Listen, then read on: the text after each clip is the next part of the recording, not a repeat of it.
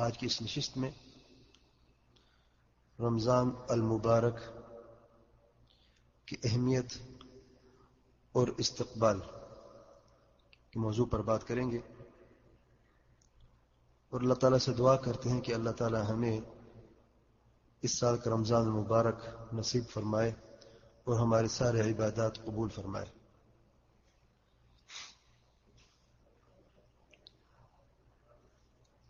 رمضان المبارک ایک عظیم مہینہ ہے جس میں اللہ تعالیٰ نے ایسی برکتیں نازل فرمائی ہیں جو پورے سال کے دوسرے مہینے میں یہ برکتیں نظر نہیں آتی،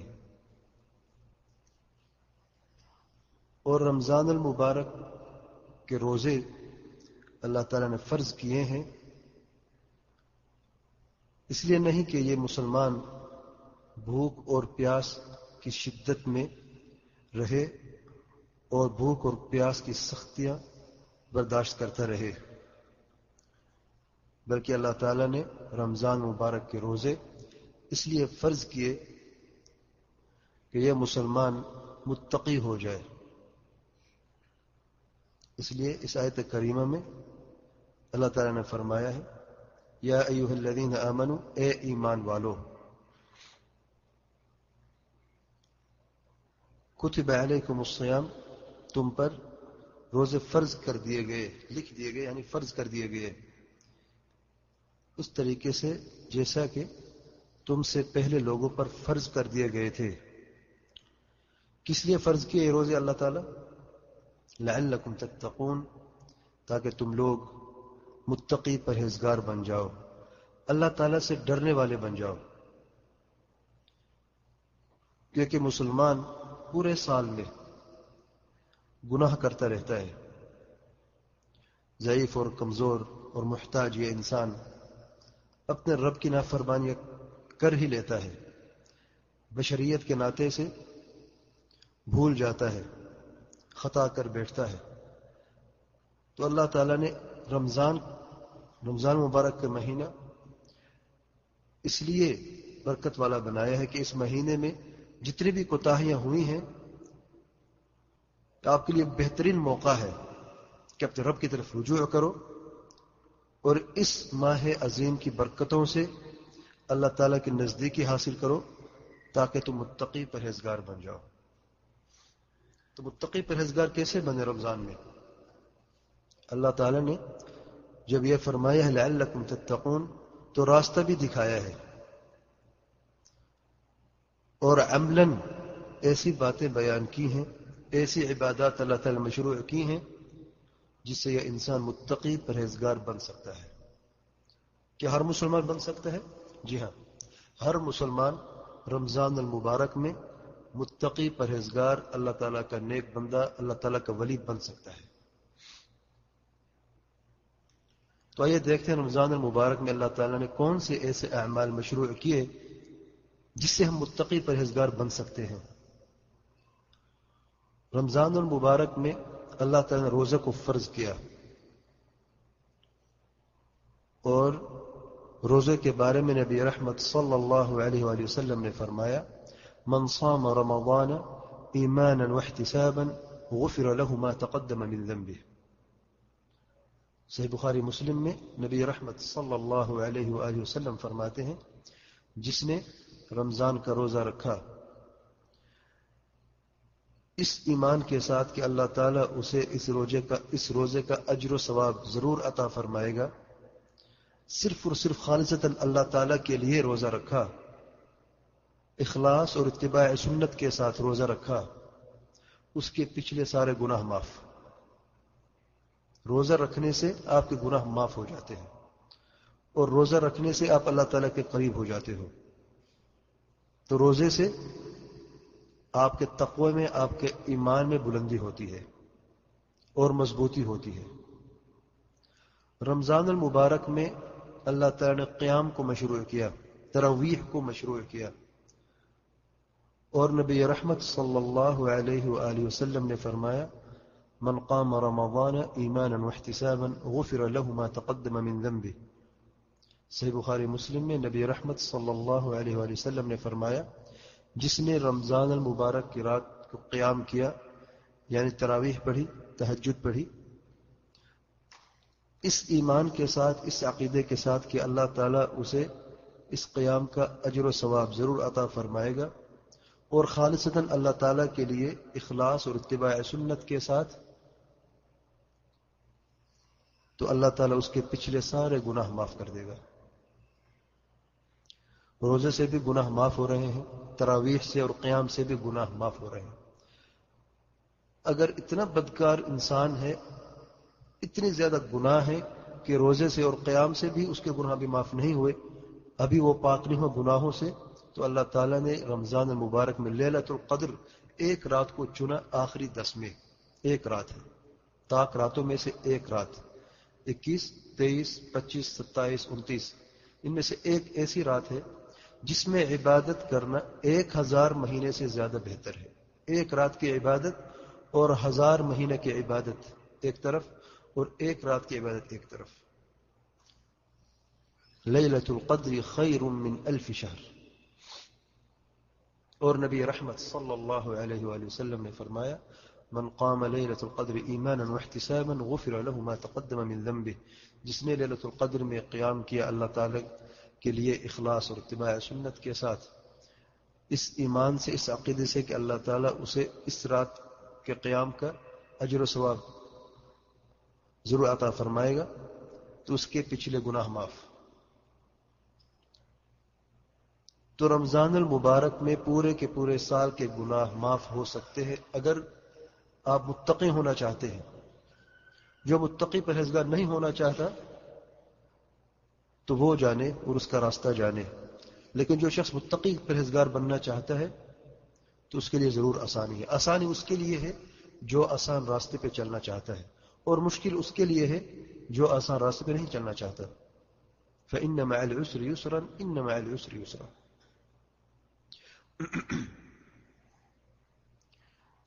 رمضان المبارک میں اللہ تعالیٰ نے قرآن مجید کو نازل فرمایا۔ ارشاد باری تعالیٰ ہے، شہر رمضان الذي انزل فيه القرآن هدى للناس وبينات من الهدى والفرقان۔ رمضان کے مہینے میں اللہ تعالیٰ نے قرآن مجید کو نازل فرمایا ہدایت کے لیے، لوگوں کی ہدایت کے لیے۔ اور قرآن کا اور رمضان کا آپس میں ایک عجیب سا تعلق ہے۔ آپ پورے سال میں تلاوت کرتے رہیں قرآن مجید کی، اور رمضان المبارک میں روزے کی حالت میں آپ تلاوت کر کے دیکھیں، دونوں برابر کبھی نہیں ہیں۔ روزے کی حالت میں آپ جب تلاوت کرتے ہیں تو یوں لگتا ہے کہ قرآن آپ کے دل کے اندر داخل ہو رہا ہے، قرآن مجید کا اثر ہو رہا ہے آپ پہ۔ اور پورے سال میں اگر آپ توجہ سے نہیں پڑھتے، ویسے پڑھتے ہیں تو اثر ہوتا ہے، لیکن ایسا نہیں ہوتا جیسا کہ رمضان مبارک میں ہوتا ہے۔ اور نبی رحمت صلی اللہ علیہ وآلہ وسلم نے فرمایا کہ روزہ اور قرآن قیامت کے دن شفاعت کریں گے اس بندے کی جس نے روزہ رکھا اور قرآن مجید کی تلاوت کی۔ روزہ کہے گا کہ اللہ تعالیٰ میں نے اسے سارا دن بھوکا اور پیاسا رکھا، اور اس نے بھوک اور پیاس پہ صبر کیا صرف تیرے لیے، تو مجھے اس کا شفیع بنا دے، میں اس کی شفاعت کرنا چاہتا ہوں، اس کی سفارش کرنا چاہتا ہوں، اسے جنت میں داخل کر دے۔ قرآن کہے گا کہ اللہ تعالیٰ میں نے اسے راتوں کو جگایا، لوگ سو رہے ہوتے تھے اور یہ مجھے پڑھ رہا ہوتا، قرآن کی تلاوت کر رہا ہوتا رات کو قیام کر کے، میں اس کا شفیع بننا چاہتا ہوں، اس کی سفارش کرنا چاہتا ہوں۔ فیشفعان، تو اللہ تعالیٰ روزے کو اور قرآن کو شفیع بنا دیتے ہیں، ان کی شفاعت کو قبول کرتا ہے، اور یہ قرآن پڑھنے والا روزے دار انسان اللہ تعالیٰ کی فضل و کرم سے جنت میں داخل ہو جاتا ہے۔ رمضان المبارک میں عمرے کا ثواب ایک حج کے برابر ہے۔ نبی رحمت صلی اللہ علیہ وآلہ وسلم نے فرمایا، رمضان میں عمرہ کرنے کا ثواب حج کے ثواب کے برابر ہے۔ دوسری روایت میں آیا ہے حجۃ معی، کہ میرے ساتھ حج کرنے کا اجر و ثواب۔ یعنی آپ ذرا سوچیں کہ نبی رحمت صلی اللہ علیہ وسلم کے ساتھ حج کرنا کتنی عظیم ثواب کا باعث ہو سکتا ہے. تو آپ رمضان میں ایک عمرہ کر لیں، آپ کو جو اجر و ثواب ملے گا وہ ایک حج کا ہی نہیں بلکہ نبی رحمت صلی اللہ علیہ وسلم کے ساتھ حج کرنے کا اجر و ثواب ملے گا. رمضان المبارک میں جنت کے دروازے کھول دیے جاتے ہیں، جہنم کے دروازے بند کر دیے جاتے ہیں، اور شیطانوں کے گلے میں توق اور ہتھکڑیاں لگائی جاتی ہیں، جیسے کہ نبی رحمت صلی اللہ علیہ وسلم نے فرمایا. تو جنت کے دروازے کھلے ہیں، جنت آپ کے قریب ہے، آپ پھر بھی جنت میں داخل نہیں ہونا چاہتے، آپ پھر بھی متقی پرہیزگار نہیں بننا چاہتے، تو پھر کب بنو گے؟ آخر کب یہ گنہگار انسان اپنے رب کے طرف پلٹے گا اور لوٹے گا اور اپنے گناہ سے توبہ کرے گا؟ جب اس دنیا سے جانا ہوگا، جب موت سر پہ ہوگی، یاد رکھیں تب توبہ قبول نہیں ہوتی. وہ وقت توبہ کی قبولیت کا نہیں ہے. اس کے علاوہ جب تک یہ سانس چل رہی ہے آپ توبہ کر سکتے ہیں. رمضان المبارک کے بارے میں نبی رحمت صلی اللہ علیہ وسلم نے فرمایا: اولہ رحمہ واوسطہ مغفرہ وآخرہ عتق من النار. رمضان کے پہلے 10 دنوں میں اللہ تعالیٰ کی رحمتیں نازل ہوتی ہیں، درمیانے 10 میں اللہ تعالیٰ مغفرت فرماتے ہیں، اور آخری 10 میں اللہ تعالیٰ جہنم سے ان مسلمانوں کو آزاد کر دیتا ہے، جہنم سے گردنوں کو آزاد کر دیتا ہے. سب کو، جی ہاں سب کو آزاد کر دیتا ہے. جو اپنی گردن کو جہنم سے آزاد کرنا چاہتا ہے اس کی گردن اللہ تعالیٰ ضرور جہنم سے آزاد کر دے گا، اور جو نہیں چاہتا وہ جانے اور اس کا راستہ جانے.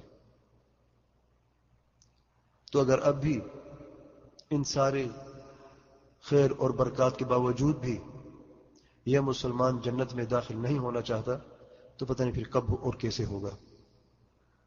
یہ چند باتیں تھیں رمضان المبارک کی اہمیت سے. تو آئیے دیکھتے ہیں رمضان المبارک کا استقبال کیسے کریں. رمضان المبارک کا استقبال ہم جیسے گنہگار لوگ کیا کر سکتے ہیں؟ اتنا عظیم مہینہ، برکتوں والا مہینہ، گنے چنے دن، ایام معدودات اللہ تعالیٰ نے فرمایا ہے، گنے چنے دن ہیں. مسلمانوں کے ہر گھر میں آتا ہے مہمان بن کر. کتنے دن ٹھہرتا ہے؟ 29 یا 30، پھر چلا جاتا ہے. کیا دے کے جاتا ہے؟ جنت دے کے جاتا ہے، جو جنت لینا چاہے. تو کیسے استقبال کریں اس ماہ عظیم کا جو جنت کی خوشخبری لے کے آتا ہے؟ تو سب سے پہلے استقبال کے لیے اللہ تعالیٰ سے دعا کریں. کیا دعا کریں؟ صحابہ کرام رضی اللہ عنہم اجمعین 6 مہینے اللہ تعالیٰ سے دعا کرتے اللہم بلغنا رمضان، کہ اللہ تعالیٰ ہمیں رمضان المبارک تک زندگی دے اور ہمیں اس سال کے رمضان کے روزے ہمارے نصیب و قسمت میں لکھ دے. پورے 6 مہینے. اور رمضان المبارک کے بعد 6 مہینے یہ دعا کرتے کہ اللہ تعالیٰ ہمارے روزے اور ہمارے عبادات قبول فرما. پورا سال رمضان مبارک کو بھولتے نہیں تھے، ہماری طرح نہیں کہ ابھی 1 ہفتہ باقی اب ہمیں یاد ہے کہ رمضان بھی کوئی مہینہ ہوتا ہے، اس کے لیے کچھ تیاری کریں. اور عام لوگ تو تب جانتے جب چاند نظر آتے بھی کل رمضان ہے. پہلے پتہ نہیں ہوتا ان کو کہ رمضان ہونے والا ہے یا کب آئے گا، کوئی پتہ نہیں ہوتا. تو دعا کریں کہ اللہ تعالی ہمیں رمضان المبارک کے اس سال کے روزے نصیب فرمائے اور ہمارے روزے ہمارے عبادات قبول فرمائے. دوسرے نمبر پہ اخلاص نیت. نیت کا اخلاص ہم سمجھتے ہیں کہ عام بات ہے، بھی ہم سب نمازیں پڑھتے ہیں، اللہ تعالیٰ کا ذکر کرتے ہیں، یہ ساری کی ساری آسان باتیں ہیں، اللہ تعالیٰ کے لیے تو کرتے ہیں. لیکن آپ دیکھیں رمضان المبارک میں ایک موقع ہے کہ اپنی نیت کو درست کر لیں. کیسے درست کریں؟ اور نیت کے معاملے میں آپ دیکھیں خاص طور پر رمضان المبارک میں عصر کے بعد کا وقت جو مغرب سے پہلے کا، جب بھوک اور پیاس کی شدت ہوتی ہے تو جھگڑے زیادہ بڑھ جاتے ہیں. روزے داروں میں جھگڑے، سگنل پہ تھوڑی سی دیر ہو گئی، کسی گاڑی والی کی گاڑی خراب ہو گئی تو اس روزے دار کو دیکھنا کس طریقے سے اس سے پیش آتا ہے. کوئی اگر جھگڑتا ہے تو اس کو جواب میں دیکھنا کس طریقے سے تیزی سے جواب دیتا ہے. اور کھانے پینے کی چیزیں لینے کے لیے اگر تھوڑی سی دیر ہو جائے تو اس دکاندار کی خیر نہیں. ارے روزہ تو اللہ تعالیٰ کے لیے رکھا ہے آپ نے, تو اخلاص کہاں گیا آپ کا؟ یہ صبر کہاں گیا؟ رمضان المبارک میں اگر آپ کو صبر کا پتہ نہیں چلتا کہ صبر کیا ہوتا ہے تو پھر صبر کی تعلیم اور تربیت کہاں سے حاصل کرو گے؟ رمضان ایک ایسا مدرسہ, ایک ایسا اسکول ہے جو آپ کو صبر اور تقوی کی تربیت دیتا ہے. تو اخلاص نیت بہت ضروری ہے. اپنی نیت میں اخلاص پیدا کرنا اور آہستہ آہستہ اس کو اپنے دل میں جگہ دینا اور مضبوطی سے اس پہ عمل کرنا بہت ضروری ہے. جتنے بھی عبادات ہیں, روزہ ہے, صلاۃ اللیل ہے, قیام ہے, تراویح ہے, صدقات و خیرات ہیں, صرف اور صرف اللہ تعالیٰ کے لیے, کسی کو خوش کرنے کے لیے نہیں, کسی کو دکھانے کے لیے نہیں, صرف اور صرف اللہ تعالیٰ کے لیے. اور عبادات بھی خالصتاً صرف اور صرف اللہ تعالیٰ کے لیے, کیونکہ اخلاص کے منافی دو چیزیں ہیں, شرک اکبر بھی ہے, شرک اصغر بھی ہے. ہم یہ سمجھتے ہیں کہ اخلاص کے منافی صرف ریاکاری ہے. ریاکاری ایک حصہ ہے, اس سے زیادہ اہمیت دعا, پکار, نظر و نیاز اور قربانی صرف اور صرف اللہ تعالیٰ کے لیے. یہ عبادات ہیں, سارے کے سارے عبادات, جیسے کہ نماز, روزہ, حج, زکوٰۃ, دعا, پکار, قربانی, نظر و نیاز بھی عبادات ہیں. ان عبادات کا حق صرف اور صرف اللہ تعالیٰ کے لیے ہے. کسی اور کو یہ حق دینا یہ شرک فی العبادہ ہے. ایسا مسلمان نہیں رہتا. جو لوگ یہ کہتے اے غوث مشکل کشا, اے علی میری مدد فرما, اس طریقے کی باتیں کرنے سے, اس طریقے کا عقیدہ رکھنے سے یہ مسلمان دار اسلام سے خارج ہو جاتا ہے. تو اخلاص نیت, اخلاص کو اچھی طرح سمجھو کیا ہے, اس پہ عمل بھی کرو. نمبر 3, رمضان المبارک میں یا رمضان کے استقبال کی جو اہم بات یہ ہے کہ رمضان کے اور روزوں کے احکام اور مسائل کو سمجھنا, اس کا علم ہونا ضروری ہے. ہم روزہ تو رکھتے ہیں, پھر روزہ رکھنے کے بعد ایسی پیچیدگیاں آتی ہیں, ایسے مسائل سامنے آتے ہیں, ہمیں پتہ ہی نہیں ہوتا. اور اکثر لوگوں کو روزہ ٹوٹ جاتا ہے, وہ پتہ نہیں ہوتا, یا روزہ نہیں ٹوٹتا وہ سمجھتے روزہ ٹوٹ گیا ہے اور کھانا پینا شروع کر دیتے ہیں. تو ابھی وقت ہے, ایک ہفتہ ہے تقریباً. کتابیں, چھوٹی چھوٹی کتابیں موجود ہیں, مکتبے میں جائیں, چھوٹے کتابچے موجود ہیں, رمضان کے احکام و مسائل کے نام سے آپ وہ لیں اور پڑھیں. روزانہ آدھا گھنٹہ پڑھیں تو پوری کتاب پڑھ لیں گے آپ. اگر کتاب نہیں لے سکتے, آپ پڑھے لکھے نہیں ہیں, تو علماء سے رجوع کریں. ائمۃ المساجد ہیں, اگر آپ کو عربی نہیں آتی یہاں پہ تو آپ کسی کو لے جاتے ترجمے کے لیے. تو احکام اور مسائل آپ سمجھیں رمضان کے, اور صرف رمضان کے اور روزے کے احکام مسائل نہیں, بلکہ توحید کے احکام اور مسائل جو اس سے زیادہ ضروری ہیں وہ سمجھیں. موقع ہے آپ کے لیے کہ علم حاصل کریں. دین کے بنیادی علم کیا ہے, ارکان ایمان کیا ہے, ارکان اسلام کیا ہے, توحید کسے کہتے ہیں, شرک کسے کہتے ہیں, نواقض اسلام کیا ہے, تاکہ ان سے بچا جا سکے. تو علم حاصل کرنا بہت ضروری ہے. رمضان کا استقبال علم حاصل کرنے سے کرو. چوتھے نمبر پہ ہے وقت کی تاکید کرنا اور وقت کا خاص خیال رکھنا, کیونکہ لمحے گزر جائیں گے. تو رمضان مبارک میں آپ میں کیسے وقت گزارنا ہے اس کی تیاری کرو. ایک لسٹ بناؤ, جیسے ہم کھانے پینے کی چیزوں کی لسٹ بناتے ہیں. اور یاد رکھیے یہ بھی استقبال کا ایک ذریعہ ہے کہ رمضان کے استقبال کے لیے جو ضروری چیزیں کھانے پینے کے لیے لسٹ بنا کر ایک ہی مرتبہ جائیں اور بازار سے خرید کے رکھ لیں. کیونکہ رمضان مبارک میں اگر آپ خریدنے جائیں گے تو رات کو آپ کا اکثر بازاروں میں لگے گا, اور رات کا جو وقت ہے, عبادت کا وقت, اللہ تعالیٰ کے ذکر کا وقت, آپ اس سے محروم ہو جائیں گے. تو لسٹ بنائیں, جو ضرورت کی چیزیں وہ ایک مرتبہ لے لیں. اور دوسری لسٹ بھی بنائیں اس کے ساتھ. یہ دنیا کی لسٹ ہے, ایک لسٹ آخرت کی بھی بنائیں, اور اس میں لکھیں کہ آپ نے کون کون سے عبادات کس کس وقت کرنی ہے. قرآن کی تلاوت کس وقت کرنی ہے, کتنا کرنی ہے. صدقات اور خیرات میں نے کتنا دینا ہے, کس کو دینا ہے. صلاۃ اللیل میں نے کب پڑھنا ہے, کیسے پڑھنا ہے. اللہ تعالیٰ کا اذکار ذکر کیسا کرنا ہے, اس کا کیا وقت ہے. مسلمان بھائی کی اگر بیمار ہے تو اس کی زیارت کرنی ہے, کس وقت میں نے جانا ہے. رشتہ داری نبھانی ہے, کوئی رشتہ دار کے گھر میں جا کر اس کا حال پوچھنا ہے تو کب جانا, کس وقت جانا ہے. بھائی یہ سارے کے سارے اعمال جو ہیں یہ باعث اجر و ثواب ہے، اور رمضان مبارک میں ان چیزوں کا ثواب اور دگنا ہو جاتا ہے۔ نمبر 5، رمضان مبارک کا استقبال کرنے جو سب سے اہم بات ہے، التوبۃ النصوح الصادقہ، سچی توبہ سے۔ یہ سب سے اہم بات ہے۔ میں نے خود آخر میں بات بیان کرنا مناسب سمجھی، کیونکہ اس کی میں چند مثالیں بھی بیان کرتا ہوں۔ تو سچی توبہ سے رمضان کا استقبال کریں، اور سچی توبہ وہ توبہ ہے جس کی 5 شرطیں ہیں۔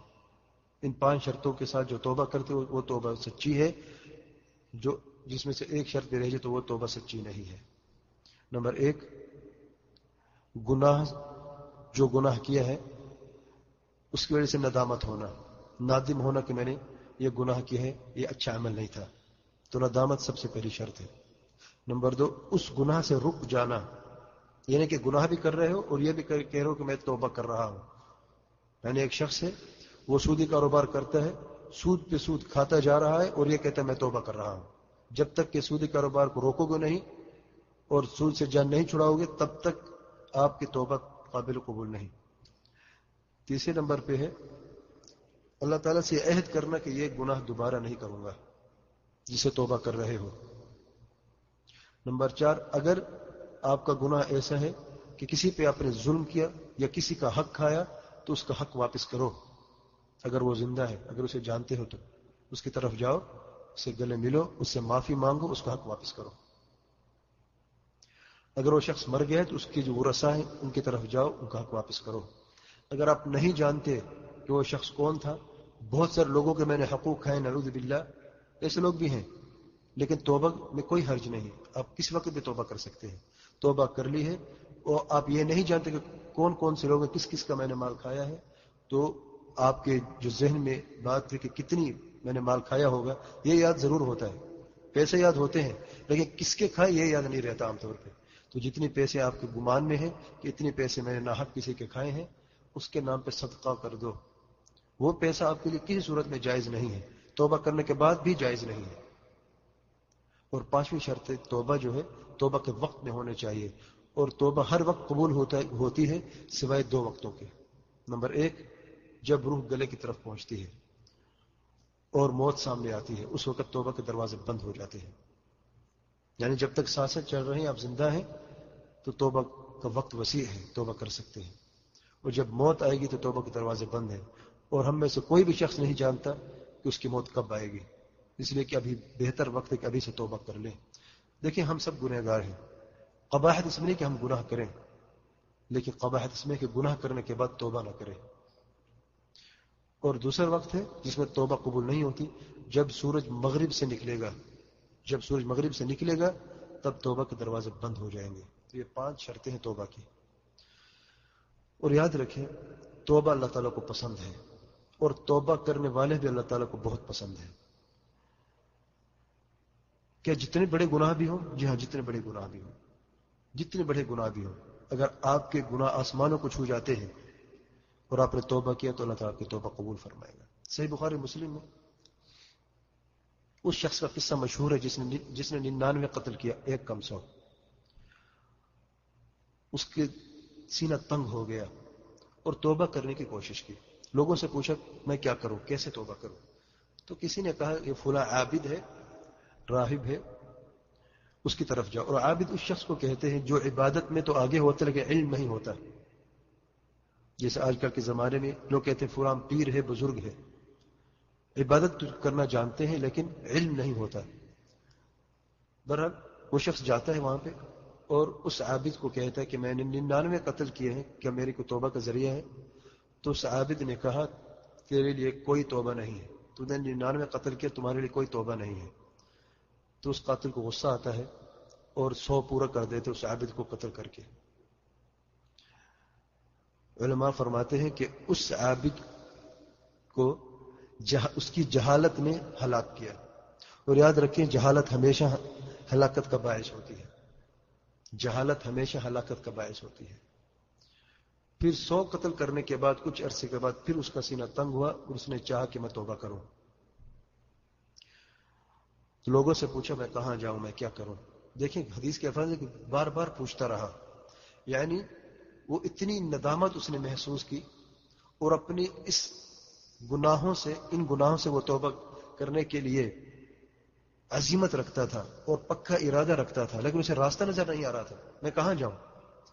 تو بار بار لوگوں سے سوال کرنے کے بعد کچھ لوگوں نے کہا فلاں شخص عالم ہے، اس کی طرف جاؤ، وہ آپ کو ضرور راہ راست لگائے گا۔ چنانچہ اس عالم کی طرف جاتا ہے اور اسے کہتا ہے کہ میں نے 100 قتل کیے، کیا میرے لیے کوئی نجات اور توبہ کا کوئی ذریعہ ہے؟ تو اس عالم نے کہا کون ہے جو تیرے اور تیرے رب کے درمیان اوڑ بن سکتا ہے اور دیوار بن سکتا ہے؟ جاؤ توبہ کرو، اللہ تعالیٰ تیری توبہ کو قبول ضرور فرمائے گا، لیکن ایک شرط ہے، جس ماحول میں تم رہتے ہو یہ ماحول تمہیں دوبارہ قاتل بنا دے گا، اس لیے توبہ کرنے کے بعد اپنے ماحول کی طرف نہ جاؤ، بلکہ فلاں بستی ہے اس بستی کی طرف جاؤ، وہاں پر اچھے لوگ رہتے ہیں اور آپ ان کے ساتھ رہ کر انشاءاللہ اچھائی حاصل کرو گے۔